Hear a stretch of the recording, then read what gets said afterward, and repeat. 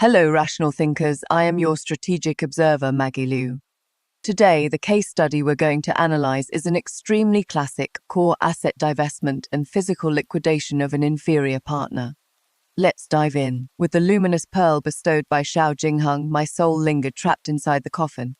I saw him turn around and immediately pull my concubine-born sister into his arms, saying, "To make you the principal wife, I had no choice but to wrong her by having her die." Opening my eyes again, I was back to the day the imperial marriage was decreed. Father and mother wept tears of joy. Everyone said I had married way up. Meanwhile, Xiao Jingheng was looking at me with eyes, as if I were the true love of his life. I smiled, knelt down, and said to His Majesty the Emperor, "Your Majesty, the prince's astrological sign clash with mine, and I fear it will bring bloody disasters. However, my concubine-born sister and the prince are deeply in love and a match made in heaven. I beg your Majesty to bring them together." Xiao Jingheng's face darkened on the spot. The icy, dead, luminous pearl in my mouth still seemed to carry the rotting, earthy stench and thick, bloody reek of the coffin. It wasn't some treasure meant to soothe the soul and preserve the body at all. It was a fatal shackle Xiao Jingheng personally shoved into my mouth to lock my throat and soul, suffocating me alive in the deep wooden coffin with endless resentment. "Yu Qing, I've wronged you. In order to let Wei legitimately become the official consort, I can only wrong you to die first. Don't worry, this king has chosen this night luminescent pearl that won't decay for 100 years for you, to ensure your face stays forever young. You can be worthy of this king's 5 years of grace." Xiao Jingheng's gentle and jade-like voice and Shen Yuwei's orchid-like charming laugh intertwined and coiled outside the pitch-black coffin, turning into the most poisonous blade that pierced my heart in my past life. When I died, all I heard in my ears was the heaven-shaking joyous music of their royal wedding. By the decree of the emperor, it is proclaimed, the legitimate daughter of the Prime Minister Shen Yuqing is virtuous and gentle, skilled in etiquette, and pure and beautiful. She is hereby bestowed in marriage to King Heng Xiao Jingheng as his official consort, to be married on an auspicious day. Respect this. The eunuch's high-pitched and drawn-out voice was like a blunt knife burned red-hot by fire, viciously splitting open the sky full of haze and darkness. I opened my eyes, and the freezing air poured into my lungs, choking me so much that my chest heaved violently. What was in front of my eyes was not the pitch-black and ice-cold coffin board, but the magnificent and imposing imperial court of the emperor. The blinding sunlight passed through the towering glazed doors, echoing with the brightly lit high candles on both sides, dazzling my eye sockets until they felt sore and painful. I am wearing a complex, heavily embroidered court dress, and the hard, freezing gold bricks are pressing firmly against my knees. What fills my nose is no longer the musty smell and corpse stench of the coffin, but the unique ambergris and agarwood incense of the Grand Palace. My palms touch the ground, and a warm sensation spreads from my fingertips. I'm alive. I've returned to the day in my past life when I was granted marriage to Xiao Jingheng, the day I walked into eternal damnation. Beside me, my father, Prime Minister, is trembling with excitement. His face is full of joy as he presses down on my shoulders to make me kowtow. "Wei, your humble son, kowtows to thank His Majesty for the grace. For my daughter to be favored by His Highness Prince Heng is the great fortune of my Shen family for 3 lifetimes. Kowtowing to thank His Majesty, long live, long live, long live His Majesty." Behind me, my mother is also secretly wiping away tears, filled with ecstasy after climbing up the royal high branch. The civil and officials of the entire complex looks of envy, jealousy, and flattery, whispering among themselves, "Prime Minister Shen sure is lucky. His legitimate daughter is marrying the most favored Prince Heng. In the future, the Shen family will probably hold supreme power in this court.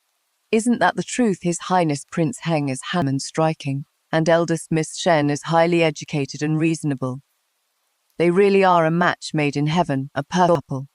Not far away, Xiao Jingheng stands proudly in his prince's uniform. He stood tall and straight like a pine, incredibly handsome. That face I'd been obsessed with for 5 whole years was now wearing a smile that said he had it in the bag. His deep phoenix eyes gazed at me affectionately, the tenderness in his look practically overflowing, as if I were the one true love he'd searched lifetimes for. It completely overlapped with that voice outside my coffin in my past life, the one against the wood, saying in an icy tone, "What is the point of blaming a dead person? My stomach turned and a sickening tense wave of nausea shot straight up my throat. Detection, soulmate. What hid under that skin was clearly a blood-sucking, flesh-eating being to devour someone. Eldest Miss received the decree. The old eunuch was all smiles. Holding that bright yellow, dazzling imperial edict, he walked steadily toward me and offered it to me with both hands. In my past life, it was right at this moment that I bashfully lowered my head, brimming with love for my future husband, respectfully reached out and kowtowed to give thanks. From then on, I stepped into a bottomless abyss, dragged my maternal grandfather's whole family into being executed, and ended up with my own corpse stuffed with pearls. But in this life, the corners of my mouth curled into an icy smirk, just like an spirit from hell. Right in the split before my past self would have reached out to take the imperial edict, I fiercely threw myself face down. Bang! A deafeningly loud bang exploded inside the solemn and majestic gold hall. My forehead smashed heavily onto the hard gold bricks, and blood slid down my fair temples, splashing onto the edge of the bright yellow imperial edict. It was a shocking sight. His Majesty the Emperor, I cannot accept the decree. I beg His Majesty the Emperor to take back the order, grant me the death penalty. As soon as these words came out, the whole hall fell dead silent. The breathing of hundreds of important court officials in the Grand Hall stopped, and even the sound of a pin dropping on the floor could be heard clearly. My father, Prime Minister's smile completely froze on his face. The hand holding my trembled violently, and his eyes almost popped out. My mother's hand wiping her tears stopped in midair, and her face white. And Xiao Jingheng's flawlessly maintained gentle and dejection on his face cracked open with a severe, unbelievable rift in this instant. On the throne, the current emperor's majestic and haze fell down. Crime of deceiving. I was so scared his face turned the color of dirt. He scrambled and collapsed onto the ground, kowtowing frantically without stopping, his forehead smashing with a bang-bang sound. Please calm your anger, your majesty. Calm your anger. My little daughter has had a high fever for days. It burned her brain and she is speaking nonsense. This humble sub will take her to thank you for your grace right now. Right now. After saying this, my father revealed a ferocious expression, stretched out his cold and rough palm with immense pressure, and directly onto my neck, trying to forcefully push my head and smash it into the ground to kowtow. Get lost. I used all my strength and fiercely threw off my father's hand. I raised my head, my face covered in blood, and fearlessly looked straight at the divine face on the dragon throne. Every word resounding firmly like shattering metal and stone. His Majesty the Emperor, please see clearly. I am not crazy, nor am I ignorant of high and low status. It is truly that heaven's will cannot be defied. If I accept this imperial edict, it would be pushing His Highness Prince Heng into a fire pit, and even severing the dragon-vein destiny of our great dynasty. Audacious, a bunch of nonsense. The Emperor slammed the dragon desk, his voice like a great bell echoing through the hall, the imperial wrath forcing the civil and officials of the entire court to kneel down one after another. Xiao Jingheng finally reacted from his shock at this time. He stepped forward, his face as gloomy as molten iron, deep in his eyes flashing a monstrous killing intent that was almost erupting out. But his mouth still acted as if his love was as deep as the sea and he was heartbroken. Royal Father, Yu Qing must have been instigated by vile people, or perhaps her illness has clouded her mind. I have known Yu Qing for 5 years. We are in love and have long pledged ourselves to each other. There is only her in my eyes and heart. I beg Father to see clearly, and please do not blame her for her breach of etiquette. What a show of utter devotion he puts on. 5 years of mutual understanding, pledged ourselves to each other. He deliberately said pledged us to each other in front of the entire civil and military court just to morally kidnap me, binding my reputation tightly to his so that I would have no choice but to marry him. In my past life I was deceived to death by this fake mask of his. I sneered, not even sparing Xiao Jingheng a glance, as if he were merely a smear of nauseating, rotten spit in the air. His Majesty the Emperor, the night before last, I dreamt of an immortal lord who opened my celestial eye and bestowed upon me a divine calculation method. Prince Heng's and my 8 characters are extremely clashing, forming a supreme ominous alignment of double fire battle, blood soaring to the heavens. If the marriage is forced through within 3 years, Prince Heng will meet a tragic, violent death. Blood will flow like a river in the prince's manor, and he will die suddenly. This aura of blood and doom will even surge straight into the 9 heavens, harming the dragon veins and affecting the borderlands and the state. Boom. Elevating a man between royal offspring straight to the ultimate dimension of the great and dynasty's purity and a prince's life and death. The emperor's originally cold and majestic eye instantly gained a trace of extremely deep suspicion and dread. Emperors of past dynasties believed most in ghosts, gods and fate. What they tabooed most was damaging the dragon vein and the sudden death of princes. Xiao Jingheng's face changed drastically. Pointing at me, he roared, "Shen Yuqing, you're complete nonsense. What immortal true lord, it is clearly you intentionally cursing this prince." I didn't give Xiao Jingheng a chance to defend himself at all. My body tilted slightly, and my gaze shot straight at my illegitimate younger sister, Shen Yue, who was kneeling at the very back of the hall, already shivering in fear. She dressed plain and delicate today, wearing a white rukun. Her big watery eyes were filled with innocence and timidity. She was exactly the good sister I loved, cared for, and treated with all my heart in my previous life. But the immortal true lord also considers the common people, and left a glimmer of hope. I said loudly, my voice spreading throughout the entire hall as if counter energy. My illegitimate younger sister Shen Yue's birth chart is the rare water flowing down to the sea, clear water and destiny. She and His Highness Prince Heng are the true match made in heaven, bringing prosperity with the dragon and phoenix, the phoenix matching the dragon, and the moon shining from the sky. If the younger sister marries in place of the elder sister, not only will it involve His Highness Prince Heng's bloody disaster, but it will also help His Highness enjoy profound blessings, prolong the royal lineage and secure our dynasty's empire for 10,000 years. Shen Yuqing, Xiao Jingheng finally tore off his affection and couldn't help roaring out loud, his eyes bloodshot, veins bulging on his forehead, like a mad dog whose sore paw had been stepped on. He had plotted for years and tried every means to please me. What he fancied was my status as the legitimate daughter of the Prime Minister, as well as the massive wealth of my maternal grandfather's family in Jiangnan behind me, which could rival a country's wealth and controlled half of the salt tax. If he married Shen Yue, this powerless and uninfluential illegitimate daughter whose birth mother was just a lowly maid, what would he use to recruit soldiers and buy horses? What would he use to compete with the crown prince and the third prince for that supreme throne? Shen Yue was even more frightened, her face losing its color. She quickly crawled out and kowtowed desperately, her tears flashing to the ground like a string of pearls, crying like rain hitting pear blossoms. His Majesty the Emperor, please see clearly. This subject is innocent, must have misunderstood something. Prince and I are completely pure, with absolutely no illicit affair at all. Sister, if you don't want to marry the prince, just say it directly. Why bother using your younger sister's reputation as a raft to refuse the marriage? I know my humble birth is not worthy of the prince, but you can't ruin me like this. Sniffling, she tried to label me with just a few words as a vicious legitimate daughter who, jealous of her concubine-born sister, fabricates tales of ghosts and gods and suppresses her sister. The ministers in the court suddenly started whispering among themselves, their gazes towards me gradually showing a hint of contempt and disdain. Look, what a classic drama of infant women. But I didn't want to talk about personal feelings with her at all, let alone women's reputation.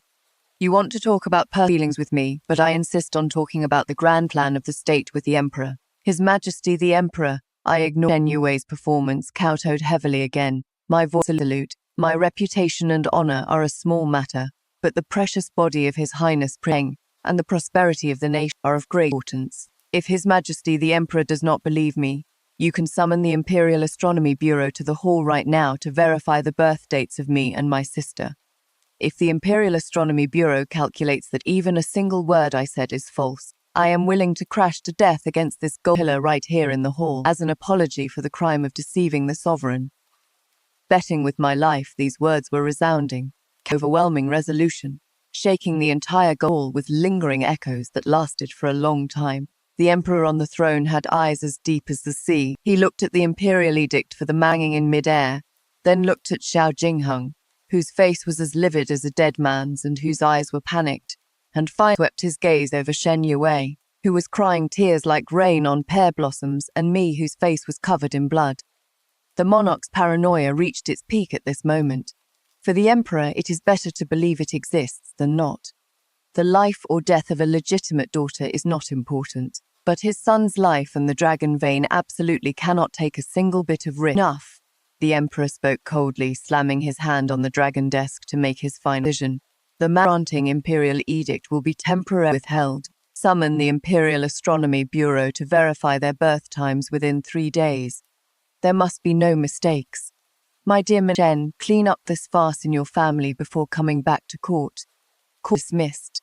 The Emperor flicked his sleeves and left, his bright yellow silhouette appearing behind the screen. The civil and officials of the court dispersed, and everyone who passed by me looked at me with complicated eyes, as if looking at a monster or a madman. Supporting my numb and stinging knees, I stood up from the freezing gold bricks. As soon as I looked up, I met Xiao Jingheng's ruthless, bloodthirsty gaze like a viper's tongue. He approached step by step, lowering his voice, his gritted teeth voice so low that only the two of us could hear. Shen Yuqing, you'd better truly have the god protecting you. Otherwise, this prince will make your bloody disaster come true today in the Prime Minister's residence. I raised my head, letting the flood on my forehead slide past the corner of my eye, and showed him an incredibly bright yet incredibly cold and piercing smile. Your Highness, this is only the beginning. Take your time and endure it. The carriage of the Prime Minister's residence sped along the bluestone road on the way back, and inside the cabin it was as dead silent as a hanging coffin. As soon as we entered the gates, the Prime Minister flicked his sleeves hard, his face so livid you could wring water from it, and threw down an extremely cold order. Lock this unfilial daughter in the ancestral hall for me. Without my permission, no one is allowed to give her a single drop of water or a single grain of rice. Mother, on the other hand, tightly hugged Shen Yuwei, who was crying so hard her eyes were swollen like peaches, not even glancing at me, cursing non-stop. What a sin. It is really a sin. How did I give birth to a possessed creature like you? You actually lost all the face of the Prime Minister's residence right in the throne room. I wiped away the long dread on my forehead, my expression not changing a bit, and walked step by step toward the most remote, freezing, and gloomy Shen family ancestral hall in the Prime Minister's residence. In my previous life, to please my father and biased mother, I was obedient and yielding in every way, even willingly handing over the huge dowry left to me by my maternal family to Shen Yuwei to subsidize Xiao Jingheng's princely estate. But what did it get me in the end? It got me being poisoned to dive, having pearls stuffed into my corpse, and the execution of my entire family.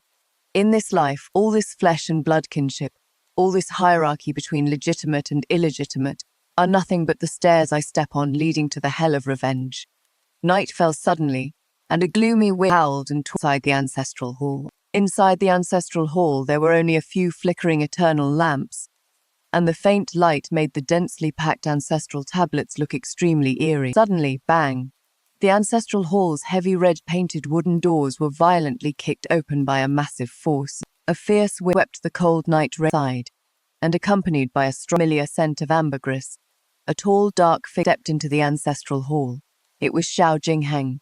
He dismissed all the mansion's hidden guards and slammed the wooden door shut tightly. In the dim light, his original face was twisted like a man-eating demon. Shen Yuqing, what the hell kind of trick are you playing? He lunged forward, his large hand clamping down hard on my wrist like an pincer, the force so great it almost crushed my wrist bones, making a teeth-aching cracking sound. Speak, who ordered you to go crazy in the hall? Was it the crown prince or the third brother? Xiao Jingheng interrogated harshly, his eyes red and filled with terrifying bloodshot veins. Do you know that the scene you made in the gold hall today almost completely destroyed the grand this prince has been scheming for 5 whole years? Piercing pain came from my wrist, but my brows didn't even furrow, nor did I even bat an eyelid.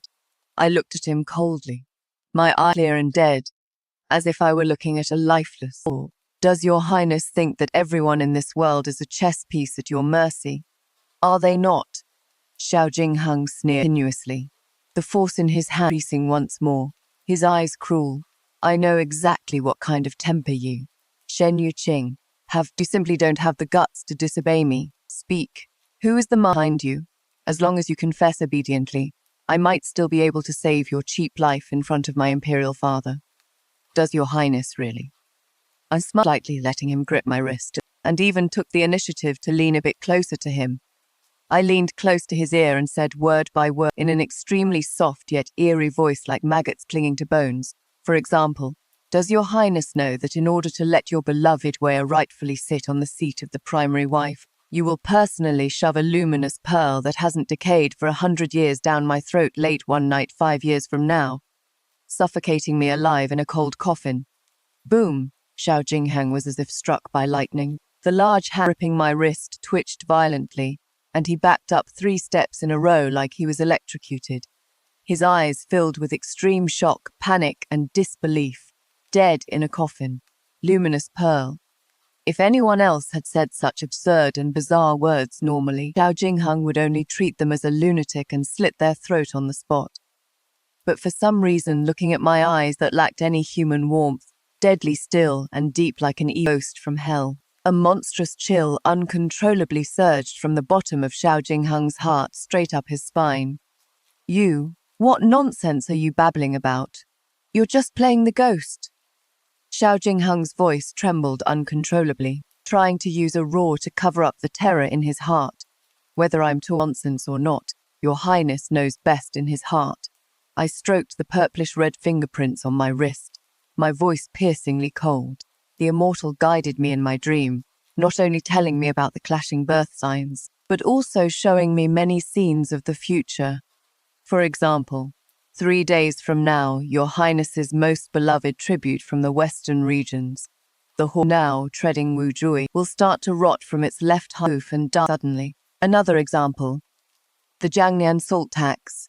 Hearing the word salt tax, Xiao Jingheng's face turned as pale as paper. The Jiangnian salt tax. That was the lifeline where Jiangnian court officials secretly colluded with him, embezzling the imperial court's tax silver to serve as his prawns for recruiting troops and buying horses. A capital crime of treason that would implicate 9 generations. There were absolutely no more than 3 people in the whole world who knew about this. He stared at me dead on, bean-sized sweat seeping from his forehead, the ferocity in his eye completely replaced by overwhelming fear. He was scared. This high and mighty self-prince who played games felt the shudder of losing control and destruction in front of a person for the very first time in his life. You, what the hell are you? Xiao Jingheng backed up again and again, his feet even knocking over the incense burner on the offering table in the ancestral hall, completely wretched.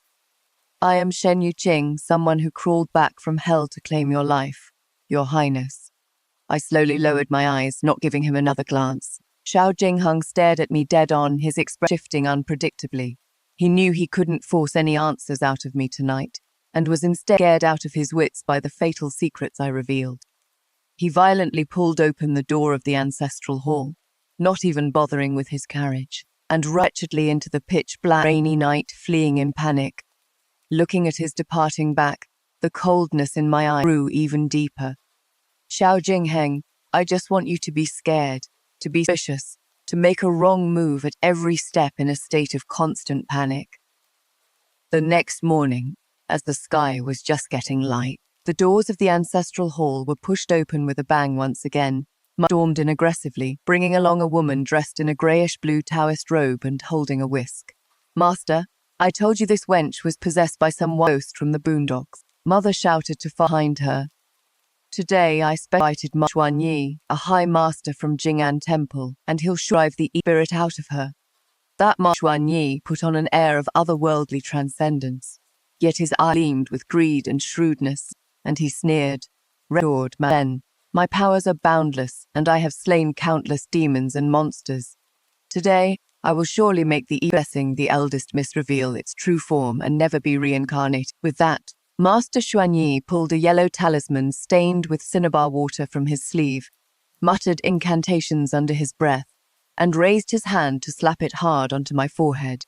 In my previous life, under the guise of exercising evils for the inner residences of the capital city, this Master Xuanyi swindled vast amounts of gold and silver from countless noble households. Later, because he was involved in witchcraft curses against imperial concubines in the inner palace, Emperor ordered him to be beaten to death under the staff.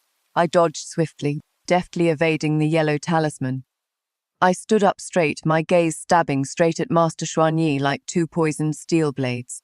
What great authority you have, Master Xuanyi. I wonder if that pure phoenix hairpin inlaid with rubies rewarded to your little Taoist acolyte by Imperial Noble Consort 3 days ago is still hidden in the inner lining of your Taoist robe's left sleeve pocket. Ma Xuanyi's arrogant movements came to an abrupt halt. Her eyeballs almost popped out of their sockets. Subconsciously, she clamped her hand hard over her left sleeve. Her face turned from yellow to pale, from pale to greenish, and fine ashen grey. That is a tribute from the western regions. There are only 3 in the entire palace, and each one has a special mark from the Imperial Household Department. I pressed closer to her step by step, my voice echoing in the hall. Consort realized it was stolen yet and is secretly investigating the entire inner court. If you don't go back to the temple right now to destroy the evidence, I'm afraid in 3 days Jing'an Temple will be raided and wiped out by the Imperial Guards and you'll end up skinned and sinewed. You're talking nonsense. Taoist Master Xuanyi trembled violently in fright, and the horsetail whisk in her hand dropped to the ground with a clatter. I turned to my father and mother, whose expressions had drastically changed. If father doesn't believe it, you can send someone to search the inner pocket of her sleeve right now. Father gave a cold snort and reached out with a dark, gloomy face to grab Taoist Master Xuanyi. Taoist Master Xuanyi let out a weird scream. No longer caring about any demeanor of a master, she scrambled and tumbled out of the ancestral hall, not even bothering to stop when one of her shoes fell off, running away in a panic and vanishing outside the door in an instant. Mother collapsed weakly on the floor, looking at me as if I were a terrifying monster. Demon, you really are a demon. Master, she isn't our daughter. Father's face was also dead pale, and the gaze he fixed on me was filled with awe, terror, and an urge to back away. I know that from this moment on, no one up and down the Prime Minister's residence will dare to use tough methods against me anymore, because they are afraid of me, and fear is the sharpest and bloodiest weapon in my hands. The 3-day deadline arrived in a flash. For these whole 3 days, the sky of the capital seemed to be shrouded in an impenetrable dark cloud, with undercurrents surging and murderers lurking everywhere. Xiao Jingheng was scared out of his wits by that string of secrets I revealed in the ancestral hall. He mobilized almost all the guards and death squads under Prince Heng's mansion, surrounding the Prime Minister's residence and several residences of my maternal grandfather's family in the capital city tightly. They lurked in the dark day and night, trying to follow the clues to find out whether the expert behind me was the crown or the third. However, he was destined to just fight with the air completely in vain. Because in this biggest game under heaven, the only chess player is myself. On the 3 days later, the sunlight was scorching, and the glazed tiles of the hall reflected dazzling light under the sun. The court reopened, and the atmosphere was even more heavy and grim than when the marriage was bestowed 3 days ago, making people able to breathe. The Emperor sat high on the 9-dragon throne, his face as gloomy as the sky right before a thunderstorm. Xiao Jingheng stood low, was wearing a dark purple prince's python robe, but his eyes were bruised and his face was dark, his eyes full of scarlet bloodshot, obviously not having closed his eyes for a moment in these 3 days and nights. Shen Yue and I knelt side by side, right in the center of the main hall. Shen Yue's delicate body trembled slightly, sneaking glances at me from time to time with a look mixed with resentment and jealousy, while the director of the Imperial Astronomical Bureau, Lord Zhang, was trembling with fear as he held a heavy memorial, dropping to his knees with a thud before the Emperor, reporting to your Majesty. Director Zhang wiped the cold sweat breaking out on his forehead, his voice shaking like leaves in the autumn wind. Your subjects gathered 70 officials at the Imperial Astronomical Bureau, went into a retreat for 3 days and nights, and repeatedly deduced. His Highness Prince Heng has the golden destiny of a true dragon raising its head, while eldest Miss belongs to the scorching fierce fire destiny. When the two meet, there is indeed the great ominous sign of metal and fire overcoming each other, Dire's battle. And second, Miss Shen is of the soft destiny that moistens downwards and connects to the sea. Water can overcome fire and indeed nourish the dragon. It is a sign of mutual harmony. This statement was the most tactful compromise the Imperial Astronomical Bureau could make when they couldn't figure out the Emperor's mind and didn't dare to offend Heng and Chancellor Shen. But for me, this was enough. Father, you cannot listen to such nonsense. Xiao Jingheng stepped forward, dropping heavily onto one knee. his voice hoarse and fierce. Talk of fate and space is just air. How can it be used to decide the lifelong marriage of children? My love for you, Qing, is true. The sun and moon can witness it, and I will never change my mind. After saying that, he turned his head, his venomous eyes locking dead onto me, the corners of his mouth curling into a cruel and fierce sneer. Besides, Shen Yuqing spouted wild nonsense in the Gold Hall 3 days ago, recklessly cursing that my most beloved Western region's tribute snow-treading black horse would drop dead in 3 days, and that it would start rotting and twitching from its left hoof. Father, today is the 3rd day. That snow-treading black horse is right now in the room of my royal estate, alive and kicking and eating more than ever. It is obvious that Shen Yuqing is completely playing pretend and deceiving the emperor to break this guaranteed death trap of mine. Xiao Jingheng has really racked his brains these past 3 days. Not only did he lock the snow-treading black horse in the most heavily guarded underground secret room of the royal estate, but he also spent a fortune to hire a full 8 top veterinarians in the capital city to guard the horse's bed day and night without stopping. Even every mouthful of water the horse drinks and every bite of fresh forage it eats are tested for poison one by his most trusted shards before being fed to it. He just wants to use the truth of this horse to ruthlessly slap my face, to prove to the emperor that I am a nonsense-spouting demoness, and thereby convict me of the heinous crime of deceiving the sovereign. Looking at the smugness and ruthlessness flashing in Xiao Jingheng's eyes, I knelt on the cold gold bricks, sneering continuously in my heart. Xiao Jingheng, you are too conceited, and you understand the human heart too little. In my past life, this fate, the snow-treading Wu Jue didn't die from some illness at all. Rather, it was you who at exact 3/4 past the hour of Wei this afternoon, in order to hand over a pledge of loyalty to the 3rd prince, whom you secretly allied with, personally spiked its fodder with the top-secret colorless and odorless deadly poison from the western region's breaking powder. You poisoned it to death and faked it as a death, using this to throw dirty water on the crown prince's groom and provoke a death match between the crown prince and the 3rd prince. Because this matter is extremely secretive and relates to your scheme of forming a action for personal gain, you concluded that a secluded woman like me could never possibly know the details, which is why you dare to clamor so unscrupulously. I raised my head, my face as calm as water, my clear gaze looking straight at the emperor on the 9 dragons throne. His Majesty the Emperor, there is still half an hour till 3/4 past the hour of Wei. This subject's daughter will not defend herself and is willing to wait here. If after half an hour, the snow-treading Wu Jue is still safe and sound, this subject's daughter is willing to accept the crime of deceiving the sovereign and be executed right here in the hall. Good, you're bringing death upon yourself. Xiao Jingheng sternly, turning and kowtowing to the emperor. Father, give her this half an hour. If the horse is fine after half an hour, I will personally draw my sword and behead this vicious woman who deceives the masses with her demonic words. The great hall plunged into a deathly silence, and the passing of every minute and second felt like a long torment. All the civil and officials held their breath with rapt attention. Xiao Jingheng wore a cruel and confident smile on his face. To him, the horse was in a deep underground chamber, heavily guarded by veterinarians and guards. It was absolutely impossible for any accident to happen. However, just 2/4 of an hour had passed. Report, a piercing, heart-wrenching came from outside the hall. Followed closely was a flurry of urgent and chaotic footsteps breaking through the air.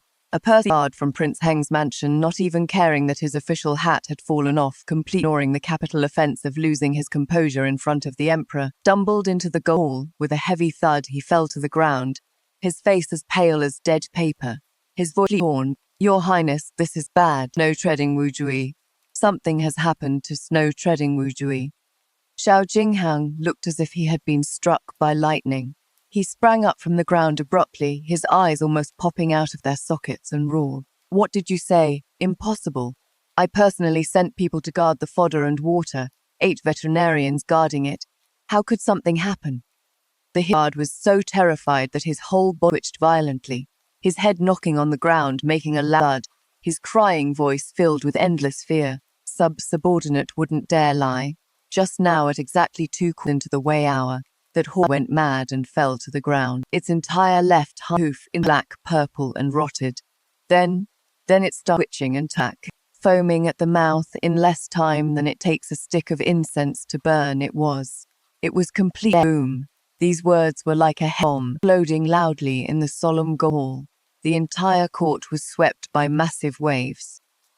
The ministers all let out cries of shock, and the way they looked at me completely changed from disdain to the terror and awe of looking at a descending god, starting from the left hind hoof, twitching and back, foaming at the mouth. On the imperial throne, the emperor repeated these words, his voice so low it was hair-raising. The way he looked at Xiao Jinghang instantly changed from anger to extreme coldness, apprehension, and vision. The details of the illness, even the startation of the rotting, were exactly the same as the prophecy I made in the goal 3 days ago, without a single discrepancy. In this world, apart from the mysterious will of the gods and heaven, what else could explain this? No, impossible. This is impossible. Xiao Jinghong's face turned. His legs gave way and he collapsed uncontrollably onto the hall with a thud. He couldn't figure it out. He racked his brains and still couldn't figure it out. He obviously hadn't poisoned it yet. He clearly valued the horse more than his own life. Why did the horse still die from the exact same symptoms? How could he know that while he focused all his attention on the forage and water for the past 3 days, his most trusted hidden guard confidant in charge of caring for the horse had long been secretly bribed by the prince? Even if Xiao Jinghang didn't make a move, the third prince would have eliminated this horse at Wei hour today to force Xiao Jinghang to pick a side as soon as possible. And I merely timed it perfectly for their dog-eat-dog moment. This own beyond sense and out of his control was like a giant invisible hand that instantly crushed all of Xiao Jinghang's proud psychological defenses. Your Majesty, I bowed my head again, my voice clear and ringing throughout the hall. The will of heaven and divine revelation cannot be defied. I beg your Majesty to grant the perfect match between His Highness King Heng and my concubine-born younger sister Shen Yue, and issue an edict for their marriage to ensure the absolute safety of our dynasty's realm. And the Prince Shen Yue, whose head was already spinning from this immense good news, wept tears of joy and kowtowed desperately. I am willing to bear all disasters for the Prince. I beg His Majesty the Emperor to grant this. The Emperor on the throne took a deep breath, his icy gaze sweeping over Xiao Jinghang, who looked as devastated as a dead dog, and finally closed his eyes, issuing the imperial edict with a resonant voice. The birth charts of Shen Yuqing and Prince Heng are attached. Forcing them together goes against the will of heaven. The bestowed contract is hereby annulled immediately. Considering the absolute sincerity and compatible birth chart of Chancellor Shen's concubine-born daughter Shen Yue, she is bestowed marriage as Prince Heng's official consort, to be wed on an auspicious day. Respect this. Your subject thanks your Majesty for this grace. Long live the Emperor. Long live, long live. I kowtowed heavily, my forehead pressing against the freezing bricks. In the shadows where no one could see, the corners of my mouth curled up into an extreme bloody, utterly gratifying and sadistic smile. Xiao Jinghang, Shen Yue. I personally tied you two bitch and bastard who tortured me to death in my past life, firmly to the same boat destined to sink. You think this is wealth and glory that crosses class boundaries? No, this is the boundless Asura hell tailor-made for you by me, Shen Yuqing. The imperial edict of bestowed marriage was like a fierce wind, instantly sweeping through the noble and wealthy households of the entire capital city. The former one lady of the capital city, the legitimate daughter of the Prime Minister Shen Yuqing, overnight became the laughingstock of the streets and alleys after meals, labelled a cursing, heartless woman and unfated for the imperial family. Meanwhile, that concubine-born daughter Shen Yue, who had always been lowly and delicate, whom no one ever even looked at directly, transformed, leaping to become the incomparably primary consort of King Heng. The winds of change inside the Prime Minister's residence shifted even faster than flipping a page. Shen Yue's remote and deserted little courtyard became as crowded as a marketplace overnight. The butler of the Prime Minister's residence brought over a dozen servants, moving the finest shoe brocade silk, gold hairpins, and jade ornaments from the storehouse into it like flowing water. Mother even held Shen Yue's hands, crying tears of joy, constantly muttering, "My good daughter, you really are the savior of the Shen family," so affectionate as if Shen Yue were her own flesh and blood. But when I occasionally passed by, Mother would pull a long face, spit fiercely on the ground, and curse, "Jinx, you bad luck ghost who nearly brought disaster to the Prime Minister's residence, hurry up and roll far away." This afternoon I was sitting quietly by the window brewing tea. The charcoal fire in the bamboo stove glowed way red, and the fragrance of tea overflowed. With a bang, my room door was roughly pushed open by a maid. Shen Yue wore an extremely luxurious, heavily embroidered gold shoe brocade dress with a pure gold ruby inlaid hairpin on her head. Dripping with jewels, she barged in haughtily, surrounded by 2 senior maids. Her chin was raised high, and her eyes were filled with the unconcealable smugness and delight of a villain who got her way. She walked up to my tea table and looked down at me condescendingly. "Sister, I'm really sorry. Originally, this incredibly noble position of Prince Heng was supposed to be yours. But who would have thought that you were born without such luck? And it ended up benefiting me instead. Destiny is determined by heaven, and wealth is up to fate. Please don't take it to heart and hurt your health, sister." She covered her mouth with her handkerchief, giggling coquettishly, the provocation and mockery in her eyes almost spilling over. I gently lifted the teacup lid, looking at the rolling emerald green tea leaf side. Without even giving her a single glance, I simply spat out a faint sentence. "Since it is the great blessing that you went through so much trouble to beg for, then you better straighten your spine and endure it well in the prince's mansion. Make sure you don't die halfway through and lose your life before you can enjoy it." The smile on Shen Yue's face rose. She gave a snort and said through gritted teeth, "Putting on an act, Shen Yu Qing. Stop being sour here. The prince already told me in private that he doesn't like a rigid woman like you who is full of mysticism and has no sense of romance at all. What the prince loves is my gentleness and consideration, my softness and sensibility. You are just an outdated, legitimate daughter abandoned by the prince." I slowly raised my head, looking at her eyes filled with ambition and greed with a half smile, the corners of my mouth curving slightly. "Is that so? Then your sister is right here, wishing you and His Highness Prince Heng to grow old together and die in the same grave." As soon as the word "die" came out, the air seemed to freeze. Shen Yue was so stunned by the faint, icy chill in my eyes, as if looking at a dead person, that she shivered all over and subconsciously took a half step back. She felt that the Shen Yu Qing in front of her had changed, becoming like a deep, unfathomable pool of poisonous water that could drown a person at any time.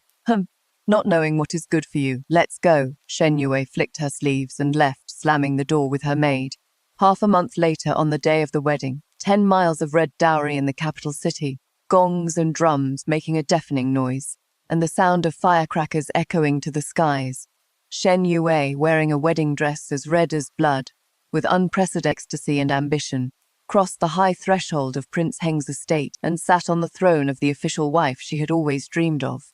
However, she never dreamed that what awaited her was not a tender haven and the wealth and glory of being a cherished jewel, but a bloody hellish trial. Xiao Jingheng's reputation in the royal court was completely ruined because of the poisoned prophecy in the Gold Hall and the engagement scandal. The emperor developed deep suspicions and fear toward him, not only suspending his official position, but also taking back all the defense duties of the imperial guard originally managed by him. Stripped of any real power, Xiao Jingheng suffered defeat after defeat in the muddy battle for the throne.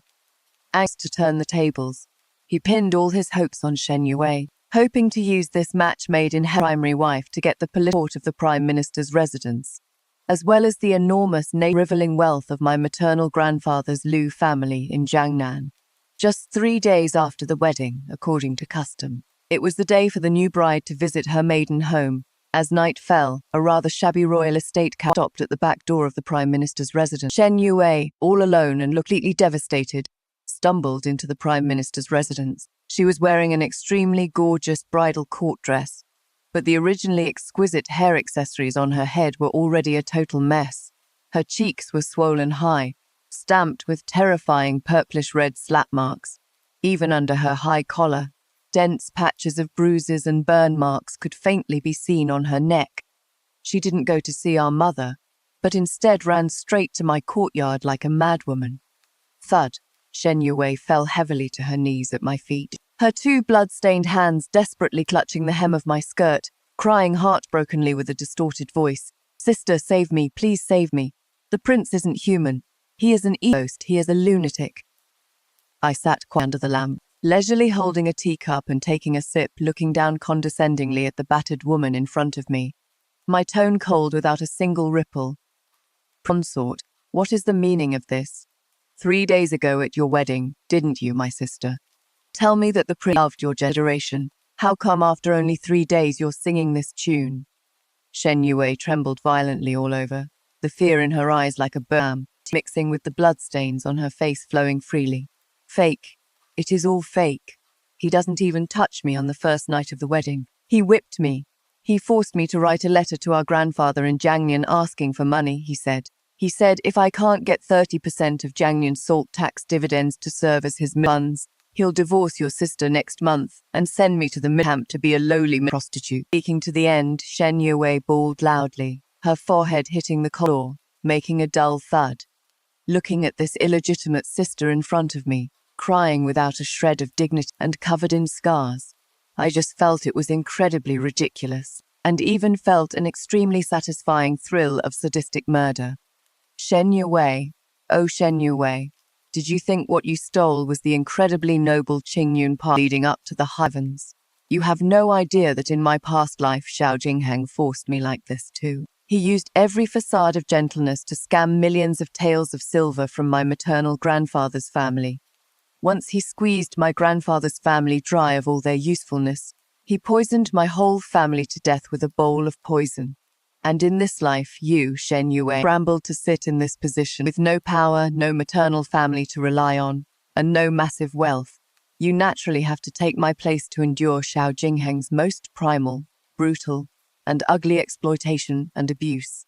I squatted down, reached out my cold finger, pinched Shen Yue's swollen red chin, and forced her to lift that face covered in despair. Leaning close to her ear, I revealed in an extremely soft yet ice-cold voice, my good sister, the sister in Jiangnan, was saved up penny by my maternal grandfather. Why on earth should a lowly illegitimate daughter like you take it to give to someone else? Shen Yue looked as if she had been struck by lightning. Her eyes widened, staring at me in disbelief. You did this on purpose. You deliberately pushed me to him in the goal. You knew all along he would treat me like this. You're using me as a scapegoat to take the fall. It is too late for you to realize that now. I reached out and patted her swollen cheek, my smile as cold and poisonous as a datura blooming in hell. Go back and serve your prince well. Remember, this position of consort is what you cried and begged for in front of all the civil and officials at court. Shen Yue slumped on the ground, her lip trembling as she let out a desperate and shrill wail. I stood up, straightened my dry sleeves, and watched coldly as she was dragged out of the Prime Minister's residence like a dead dog by 2 old maids. I knew that Xiao Jingheng's mania and patience had completely reached their breaking point. A frustrated prince who had lost his power in court, facing a lowly primary wife with absolutely no use value, his madness and bestiality were just pulling back the curtain. After Shen Yue returned in a miserable defeat on the night of her bridal return visit, the tearing outside Prince Heng's mansion became more vicious, almost day by day.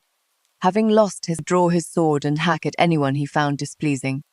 As for Shen Yue, he constantly beat and scolded her, greeting her with a whip at the slightest pleasure. To save her own life and her status as the prince consort, Shen Yue started frantic scrambling for money everywhere like a madwoman. Not only did she sell off all her gold and jewelry and silks, she even sneaked back to the Prime Minister's residence at night, stole all her mother's bank notes hidden at the bottom of the trunk, desperate scraped together 1,000 taels of silver, and rented it to Xiao Jingheng. However, a mere 1,000 taels of silver was nothing but a drop in the bucket for Xiao Jingheng's mass expenses to maintain his army, compensate his guards and death squad, and bribe his way through the court. What he needed were massive funds amounting to hundreds of thousands, or even millions of taels. Looking at the stunning letters delivered to the prince's mansion every day, Xiao Jingheng had become so thin that his eye sockets were deep sunken, and a fierce light flashed in his eyes like a cornered wolf. I knew the time was ripe. Early morning on this day, the rainstorm had just stopped. I sent someone to secretly use a top-secret network left by my maternal grandfather in the capital city, delivering an unsigned letter right to the center of Xiao Jingheng's desk. The letter only had one line of small, slender gold calligraphy written in dark ink, Taels of silver from the Jiangnan salt tax will be secretly transported to the Crown Prince's mansion via the underground currents of the canal outside the city at the way hour of the night 3 days from now. This was the deadly bait I threw to Xiao Jingheng. In my past life, exactly 3 years later, Xiao Jingheng relied on forging top-secret evidence of the Crown Prince, embezzling the Jiangnan salt tax to viciously stab the Crown Prince in the back in front of the Emperor, deposing the Crown Prince in one fell swoop and ascending to the position of heir itself. But in this life, I prematurely leaked this seemingly one-hit kill comeback information to him, and behind this bait, I conveniently set up a fatal death trap for him that would drag his entire family to hell. Late at night, in the study of Prince Heng's mansion, the flickering candlelight twisted Xiao Jingheng's slender shadow into a monster. Xiao Jingheng's hand trembled violently as he stared dead at the letter in his hands, his sunken eyeballs bursting with a scarlet light of extreme madness and greed. Salt tax. Taels of silver transported to the Crown Prince's mansion. Xiao Jingheng growled in near madness, his breathing rapid and heavy. As long as I lead my men to rob this batch of silver and then expose the Crown Prince caught red-handed before my father, not only can I completely depose the Crown Prince, but I can also take these 1 million taels of silver for myself. I can completely turn the tables. Father will definitely see me in a new light. He was immersed in the fantasy of a comeback, his whole body trembling with excitement. Beside him, Shen Yue, who had been beaten black and blue with half of her face swollen high like a pig's head, was trembling as she handed him a cup of hot tea and whispered, "Your Highness, the origin of this letter is unknown. Could it be a trap? What if it is that bitch Shen Yuqing trying to frame us?" Slap. A ear-piercing head exploded. Xiao Jingheng didn't even look, giving Shen Yue a heavy, vicious backhand slap right on her face. The immense force sent Shen Yue flying backwards, slamming heavily against the bookshelf, spraying blood from the corner of her mouth and knocking out 2 front teeth. "Shut up, you lowly, useless piece of trash." Xiao Jingheng pointed at Shen Yue lying in a pool of blood, roaring hysterically. "If it weren't for a dullard like you failing to produce the silver from the Liu family of Jiangnan, why would I be forced to take this road? Dare to say one more jinxing word, and I'll beat you to death right now." Shen Yue covered her bloody and mangled mouth, her eyes bursting with endless hatred and grievance. But looking at the gleaming sword in Xiao Jingheng's hand, she didn't even dare to cry out loud and could only crawl and run out of the study. At this very moment, Xiao Jingheng, whose eyes were completely blinded by overwhelming greed and desire, simply had no rationality to consider the authenticity of this letter. For a person who has fallen into an abyss and is about to freeze to death, even if a rope with a highly poisonous hook is hanging in front of him, he will reach out and grab it tightly without hesitation. He mobilized all the remaining elite death squads and shards in his hands, and even bet the last soldiers of the prince's mansion, preparing to ambush and intercept the Crown Prince's salt tax boat at the canal outside the city in the middle of the night 3 days later. However, Xiao Jingheng would never have dreamed that what was loaded on that boat was not the Crown Prince's embezzled salt tax at all. That was the jade name, Linin taels of disaster relief life-saving silver, which the current emperor secretly ordered the Ministry of Revenue to urge gather and be escorted by the imperial guards, ready to be allocated to the 7 provinces of Jiangnan at midnight, in order to quell the rare large-scale drought and civil unrest in the Jiangnan provinces, ambushing the emperor's imperially bestowed disaster relief and intercepting and killing the royal guards. According to the court's laws, is equivalent to rebellion. Late at night 3 days later, the moon was dark, the wind was high, and the sinister wind was howling. 30 miles outside the city, the canal water roared, rolling with black waves. Xiao Jingheng wore a black nightsuit, his face covered with a black cloth, and led a full 200 death warriors under his command, lying in ambush in the dense reeds on both sides of the canal. When he saw a giant official ship hanging unmarked black lanterns sailing over in the dark night, a bloodthirsty and crazed killing flashed in Xiao Jingheng's eyes as he fiercely pulled out the sharp blade at his waist and roared, "Kill, leave no one alive. Snatch all the silver for this kill." The 200 black-clad death warriors were like a swarm of man-eating locusts, stepping on the water's surface and leaping onto the large ship, waving their sharp blades and slashing right toward the inside of the cabin. However, when the death warriors kicked open the doors, what appeared were not weak and panicked boatmen and accountants, but rather a dense crowd of heavily armored elite imperial guards of the imperial city, shooting crossbows, Sitting right in the center of the cabin was none other than the ashen-faced commander of the Imperial Guards holding the Emperor's tiger tally, General Li. Rebels dare to ambush the imperially bestowed disaster relief official ship. Execute them by Imperial decree. He waved his sword and roared. Swish, swish, swish, swish, swish, swish. In an instant, thousands of poisoned heavy crossbow bolts poured out from the cabin like a violent storm. The death squad charging at the front were shot into hedgehogs, their screams shaking the heavens and the earth. The ambush turned into a one-sided slaughter and massacre. Flames shot into the sky, and blood flowed like a river. In the chaos, Xiao Jingheng watched with his own eyes as his death squad fell one by one into pools of blood. He himself was hit by 3 highly toxic crossbow bolts, blood spraying wildly. A trap. It is a trap. Retreat, retreat now. Xiao Jingheng was scared out of his wits, letting out a desperate and shrill scream. Under the cover of a dozen trusted guards who used their bodies to block the rain of arrows, he fell miserably into the freezing waters of the canal, desperately to carve out a bloody path and fleeing in a panic. He had fallen into an precise, extreme, cruel, inescapable trap. The person who provided him with the information didn't want to help him turn the tables at all, but to uproot his entire Prince Heng's residence and push it into a bottomless abyss of eternal damnation. And at this very moment, up on the Tangxing Tower at the highest point of the Prime Minister's residence, the breeze brushed against my clothes. I sat upright by the railing of the high tower, my slender hands holding a crystal-clear white porcelain teacup. Looking down from above, I watched the sky-high flames and slaughter in the direction of the canal outside the city, elegantly taking a sip of the complete tea. Xiao Jingheng, the net of heaven is vast, and there is no escaping it. This death net tailor-made for you has already tightened. Are you ready to pay with your life? The ambush on the Imperial Disaster Relief Silver was a miserable failure, and all 200 of his elite Death Knights were wiped out.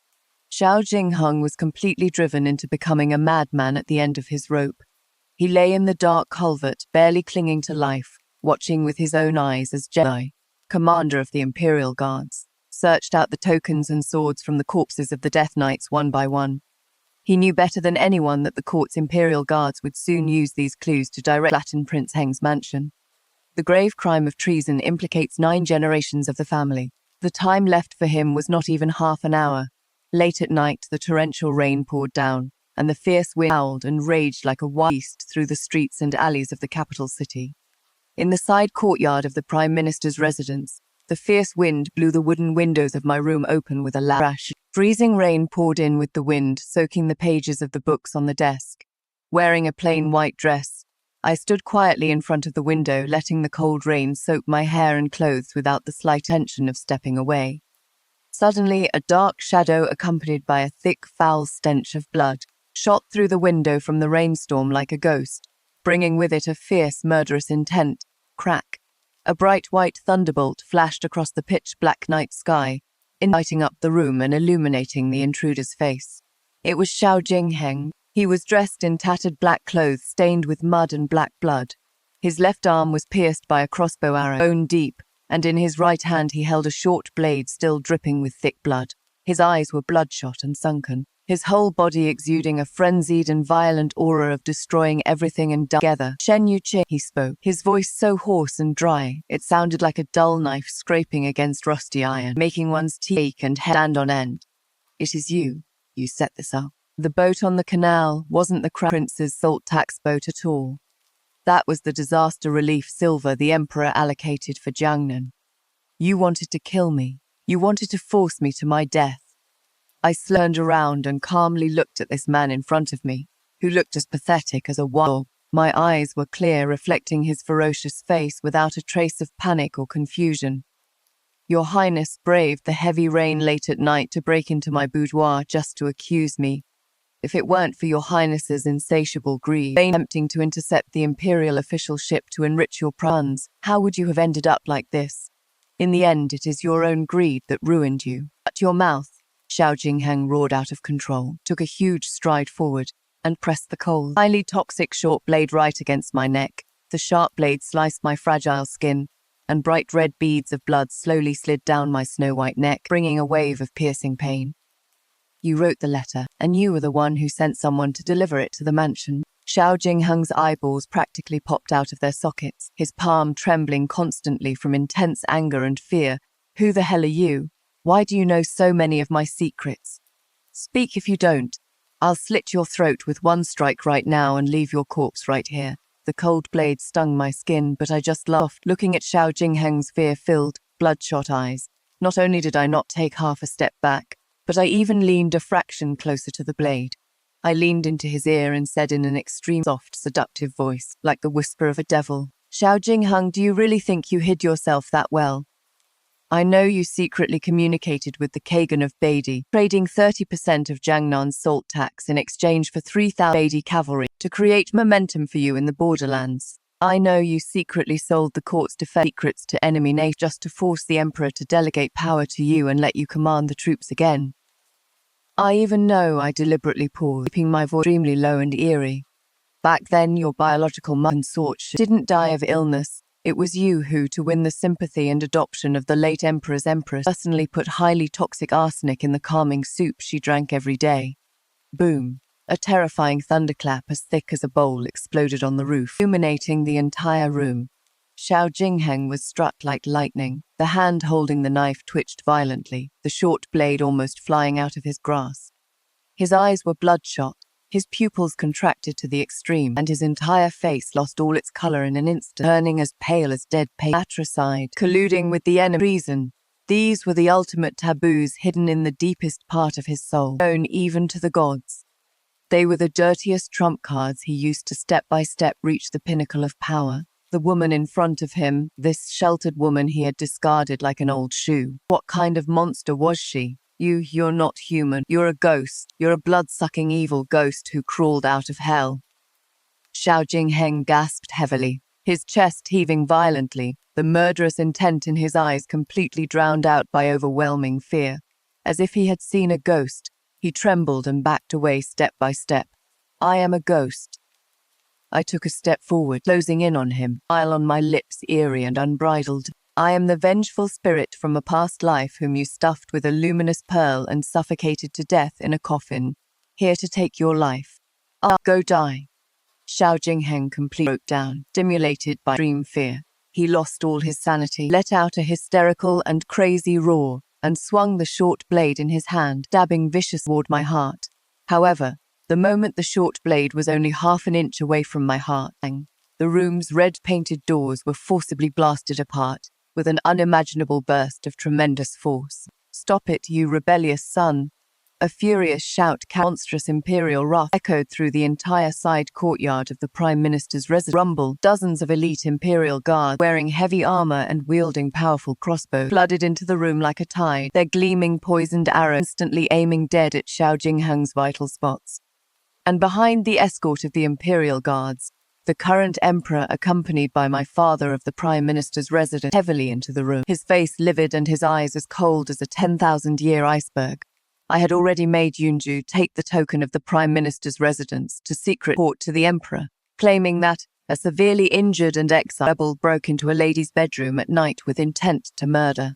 The emperor looked at Xiao Jingheng in front of him, covered in blood, holding a murder weapon with a twisted face, hearing Xiao Jingheng's frantic and insane matricidal roars just now. The last bit of fatherly affection in his eye completely turned into disgust and murderous intent at this moment, deliberately plotting rebellion, ambush Thief Silver, breaking into a lady's bedroom at night to commit murder. The emperor closed his eyes and coldly issued a decree: strip Xiao Jingheng of all his royal titles, throw him into the imperial clan court's death row, guard him strictly, and interrogate him tomorrow. Rather, she is a ghost, she is a demoness, she is framing me rather. Xiao Jingheng was viciously pressed to the ground by several strong imperial guards, his face against the floor, struggling and roaring madly, tears of despair and blood flowing from the corners of his eyes.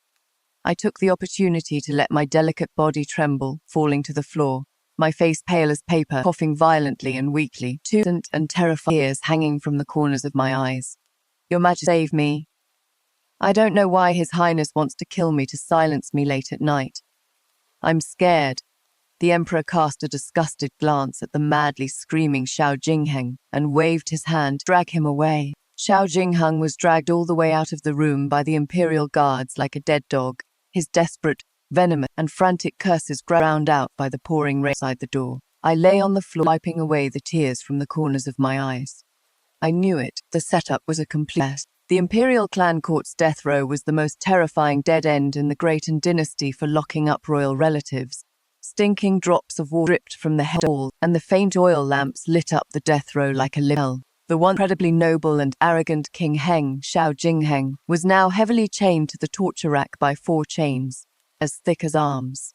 His 2 collarbones were brutally pierced by poisoned hooks, with his hair disheveled and his body covered in charred, bloody marks left by whips and branding irons. He had long been reduced to a prisoner begging for both life and death in vain. And in the cell next door, Shen Yue was also locked up here as an accomplice. Her once delicate face had long been tortured beyond recognition by punishments, covered in pus and blood, letting out ear-piercing and desperate wails every day. However, Xiao Jingheng was indeed the ruthless badass who managed to ascend to the throne in his previous life. Even in such a desperate situation, he still wasn't willing to just stick his neck out to be slaughtered. Using his last breath, he bit through his finger and wrote a blood letter on a pus and blood corner of his robe, which was silently delivered into my hands through the final die-hard contact he had secretly planted in the clan court. The handwriting on the blood letter was crooked and frantic, reeking of endless malice and threats. Shen Yiqing, this prince knows what you want. Tonight at the 3rd watch, at the abandoned well behind Jing'an Temple, bring the evidence of the Crown Prince's treason in exchange for this prince's and Ware's lives. During tomorrow's joint trial by the 3 judicial officers, this prince will expose to the whole world your monstrous secret of rebirth and foresight and framing an imperial prince. If I must die, we will all die together. Looking at this vicious blood letter in my hand, reeking of a pungent, bloody stench, not only was I not flustered in the slightest, but I couldn't help letting out a cold laugh. The abandoned well behind Jing'an Temple. What a familiar place. In my past life, it was on that stormy night that I was tricked by Shen Yue to the back of Jing'an Temple, and then shoved down that abandoned well by a palm strike from the death sword sent by her and Xiao Jingheng, almost shattered to pieces. In this lifetime, this pair of cornered dogs actually still delusionally hoped to turn the tables there and set another trap to put me to death. I casually tossed the blood letter into the brazier, watched it turn to ashes in the raging flames, and turned to say to my maid Yunju, who was waiting by my side in a deep voice, "Yunju, take my token and enter the palace secret court to His Majesty. Just say that Prince Heng's remaining partisans arranged to meet me at the back mountain of Jing'an Temple, attempting to blackmail the imperial court with evidence of the Crown Prince's illicit collusion with enemy states. Request His Majesty to personally lead the imperial guards to encircle and annihilate the rebels." At the 3rd watch, the gloomy wind howled in fury. Jing'an Temple outside the city was already incredibly dilapidated, the back mountain overgrown with grass, and the huge dead trees in the dark night were like demons baring their fangs and brandishing their claws. I stood alone beside that eerie pitch-black abandoned well. Tonight I wore a plain white silk long dress, the cold wind blowing my sleeves, and illuminated by the pale moonlight. I looked like a ghost under the moon walking out of hell. Creak, creak, the sound of heavy footsteps slowly came from deep within the dark woods. 2 remaining death squads dressed in black and with masked faces, one on the left and one on the right, supported Xiao Jingheng, who was covered in blood and trembling violently all over, as well as Shen Yue, whose face was disfigured and leg crippled, looking haggard like a malicious ghost, staggering out. Xiao Jing held a torch high in his right hand, the firelight illuminating his crazy eyes that were sunken into the bone and filled with scarlet bloodshot lines. "Shen Yiqing, you really came," Xiao Jingheng let out a piercing laugh like a basket, approaching me step by step. "I knew it. You wouldn't dare to bet. You're afraid this prince will tell your secret. Where is the evidence? Did you bring the evidence of the crown prince colluding with the enemy? Hand it over to this prince right now." Shen Yue next to him had an even more hideous expression. She clutched a rust blade tightly in her hand, letting out extremely vicious roars from her mouth, missing all its front teeth. "Bitch, it was you who ruined me. You're the one who made me like this. I'm going to kill you. I'm going to slash your face to pieces and push you into this abandoned well to feed the dogs." Shen Yue screamed crazily, raising the sharp blade in her hand, using all her strength to stab toward my heart like a madwoman. Facing this approaching blade and the roaring, I stood quietly at the edge of the abandoned well, my posture as straight as bamboo, not even batting an eyelid, because I knew that I didn't need to deal with dead people myself. just at the deadly moment when the sharp edge was only 3 inches away from my fragile chest. Boom! In an instant, hundreds and thousands of fiercely blazing torches lit up in the dead surrounding barren mountain woods. The dazzling firelight shot into the sky, illuminating the entire pitch-black back mountain as bright as day. Surround the traitor. Leave no one alive. Protect eldest Miss Shen. The explosive roar of jade, commander of the Imperial Guard, was deafening like a massive bronze bell. The rumbling sound of hooves shattered the silence of the night as thousands of heavily armored Imperial City cavalry, wielding long spears and sharp blades, descended like heavenly troops, outflanking from all directions and completely surrounding the abandoned well. The creaking of drawn crossbows was endless, with dense poison-tipped arrows aiming dead at the 4 people in the center. And behind the innermost defense line of the Imperial Guards, a dragon carried by 16 Imperial Guards slowly came to a halt. The Emperor sat upright on the dragon carriage, looking down from above at Xiao Jingheng, who had broken out of prison and fled in a wretched state. The last bit of warmth in his eye completely extinguished, leaving only boundless, icy dead silence. Rebellious son, I gave you a chance to reflect. It was you who refused to repent, stepping onto a dead end step by step. The torch in Xiao Jingheng's hand fell weakly into the slippery mud, extinguishing instantly. The dagger in Shen Yue's hand also dropped to the ground with a clank. They stared blankly at the cold, murderous Imperial Guards cavalry covering the mountains and plains, and at the Emperor majestic as a god on the dragon carriage, their face completely ashen. Extreme fear and fear, like a monstrous wave, drowned their last trace of madness. Thump! I took the opportunity to turn around, dropping to one knee before the Emperor's Imperial carriage, my voice clear and firm, echoing through the barren mountain. Your Majesty, see clearly. The traitor Xiao Jingheng's crimes of colluding with the enemy, betraying the country, and plotting against the disaster relief are conclusively proven. Now he has broken out of prison and absconded, attempting murder and extortion. His crimes are unforgivable. I beg your Majesty to execute him according to the law to uphold the state's laws. The Emperor closed his eyes, leaned against the Imperial carriage, and coldly waved the large sleeves of his dragon robe. Pass on my decree. The traitor Xiao Jingheng is stripped of his royal status and royal name. Grant him a cup of deadly poison wine and execute him immediately. His accomplice, the illegitimate daughter of the Shen family, harbors treason intentions. Grant her the punishment of death by 1,000 cuts to be executed immediately. No, Emperor.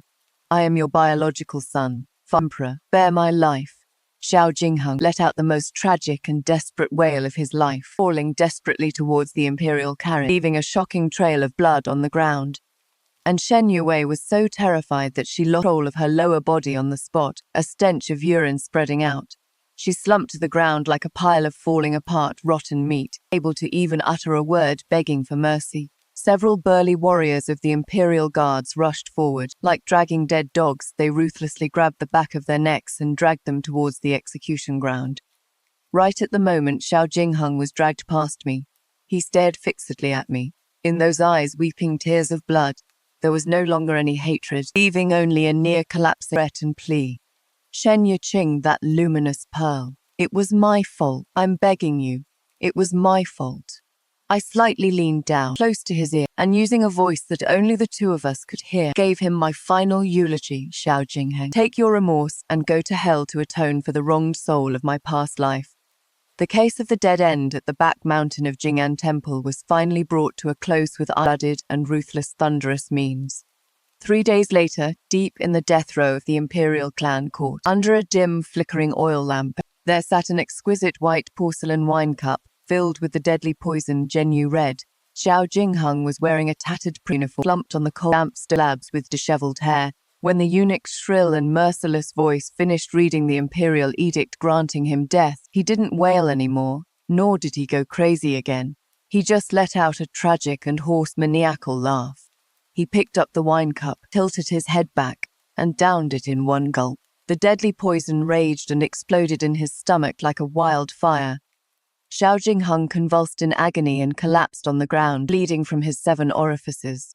His eyes, once brimming with ambition and calculation, were wide open, staring blankly at the cold window. He couldn't close his eyes even in death, ending up dying with a lingering grievance. Meanwhile, at the execution ground on the other side, Shen Yue was tied to the freezing execution pillar. Following the supervising official's order, the executioner's blade slashed through the air. Amidst the flashing light of the knife, Shen Yue let out a heart-wrenching scream that pierced the sky.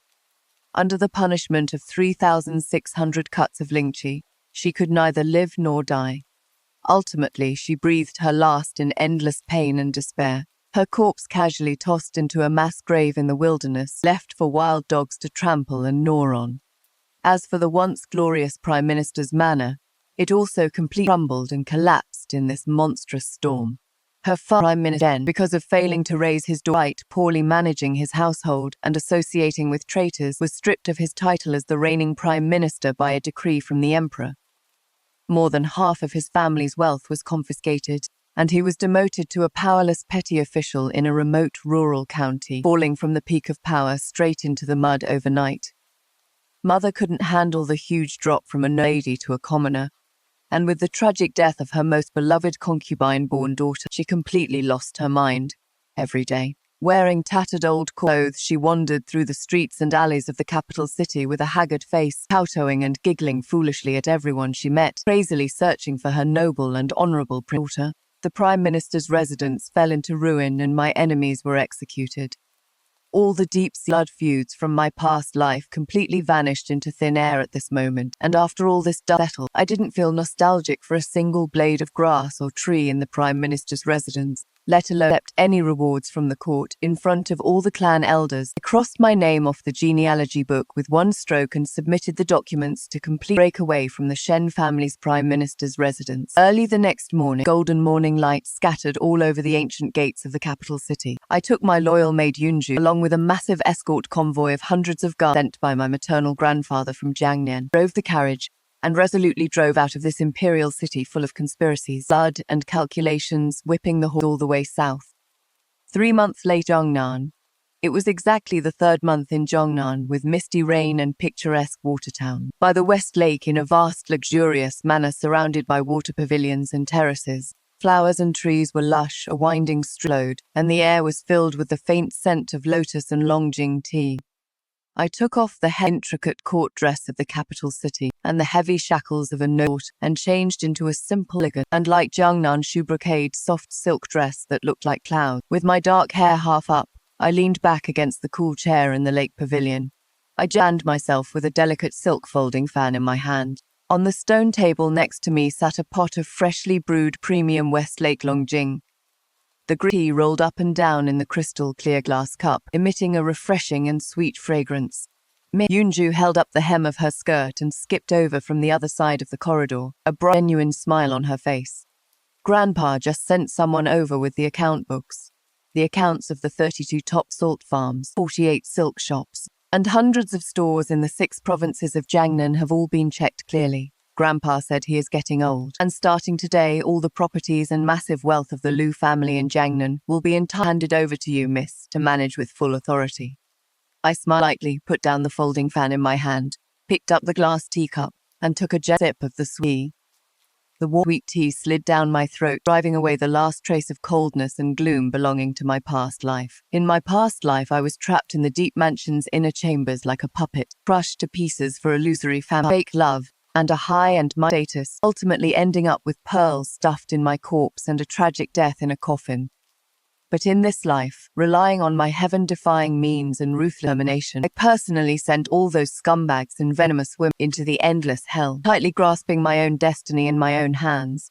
On the lake, a gorgeous painted boat slowly sailed past with the ripples, and the melodious sound of a guzheng drifted out from the cabin. A few egrets skimmed across the mirror like emerald water, stirring up ripples of joy. The sky cleared up.